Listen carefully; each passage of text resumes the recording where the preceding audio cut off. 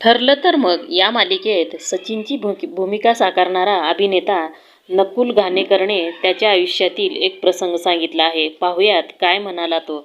ठरलं तर मग या मालिकेमध्ये सचिन हे पात्र साकारणारा अभिनेता नकुल घाणेकर यांनी यापूर्वी अनेक वेगळ्या वेगळ्या मालिकांमधून प्रेक्षकांची मनं जिंकली आहेत. या मालिकेतून तो पहिल्यांदाच निगेटिव्ह रोल साकारत आहे. सचिनने नुकतीच महाराष्ट्र टाइम्स ऑनलाईनच्या सेलिब्रिटी कॉर्नरमध्ये मुलाखत दिली. यामध्ये त्यांनी त्यांच्या आयुष्यातल्या अनेक रंजक घटना, काही हळव्या आठवणी शेअर केल्या आहेत. सचिन हा अभिनेता होण्यापूर्वी एअर इंडियामध्ये फ्लाईट अटेंडंट होता. नोकरी सोडण्यासाठी त्यांनी वडिलांची परवानगी मागितलेली, पण त्यांनी ती नाकारलेली. ही आठवण सांगताना नकुल घाणेकर म्हणाला की मी BSc आणि MSc केलं आहे, त्यामुळे मला बाबा म्हणायचे की तू एवढा शिकला आहेस तर तू काहीतरी नोकरी केली पाहिजे. तुझ्या शिक्षणावर एवढा पैसा खर्च केला आहे तर चुपचाप घरी पैसे आण. तेव्हा मी त्यांचे बोलणे मान्य केलं. तेव्हा मी नोकरी करता करता 8-9 वर्ष माझा डान्स क्लासचाही सुरुवात केली होती. दोन्ही मी सोबत करत होतो. डान्स क्लास पण मी हळूहळू वाढवत होतो. नोकरीमधून मिळालेले पैसे मी अर्धे घरी द्यायचो आणि उरलेले डान्स क्लाससाठी किंवा त्यांच्या पब्लिसिटीसाठी वगैरे वापरायचो. पुढे एका पॉईंटला मला अनोळखी नावाची मालिका मिळाली. मी मराठी नावाच्या चॅनलवर मला ती मालिका मिळालेली. ती सिरियल करता करता मी नोकरी केली. नोकरीतून लिव्ह विथआउट पे वगैरे घेऊन मी काम करायचो. त्या मालिकेनंतर मी बाबांना विचारलेलं की मला नोकरी करून कंटाळा आला आहे.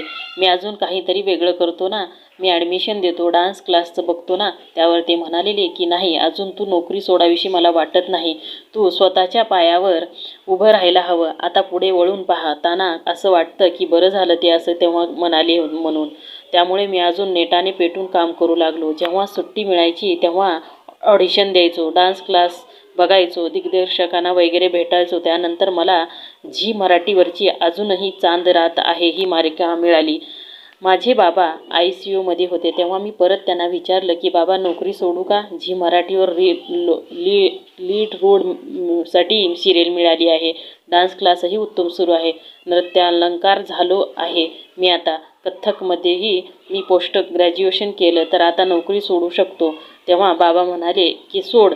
त्याचा तो शब्द ऐकून मला ग्रीन सिग्नल मिळाला. मला खूप खुश वाटलं, कारण घरातली एक व्यक्ती जेव्हा तुम्हाला पाठिंबा देते तेव्हा ती ताकदच मिळत असते. बाबांनी मला त्या मालिकेत काम करताना पाहिलं. त्या मालिकेसाठी मला सर्वोत्कृष्ट पदार्पणाचा झी मराठी पुरस्कारसुद्धा मिळाला. त्यानंतर 6 महिन्यातच बाबा गेले. त्यानंतर 4-5 वर्ष त्यांची तब्येत खालावली होती.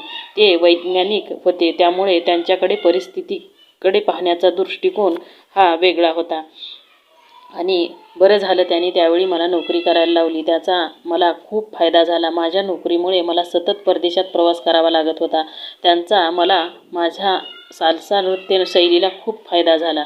मला वेगवेगळ्या देशात काही साल्सा ट्रेनर्स मिळाले. मग मी त्यांच्याकडे जाऊन शिकायचो. माझे मित्र वगैरे क्लब पबला जायचे, मी मात्र डान्स शिकायला जायचो.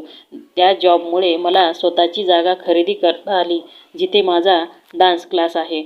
नकुल घाणेकरच्या कामाबद्दल बोलायचे झाल्यास त्याने अजूनही चांद रात आहे, गाथा नवनाथाची अशा मालिकांमध्ये काम केलं आहे. असेच अपडेट जाणून घेण्यासाठी चॅनलला सबस्क्राईब करा. धन्यवाद.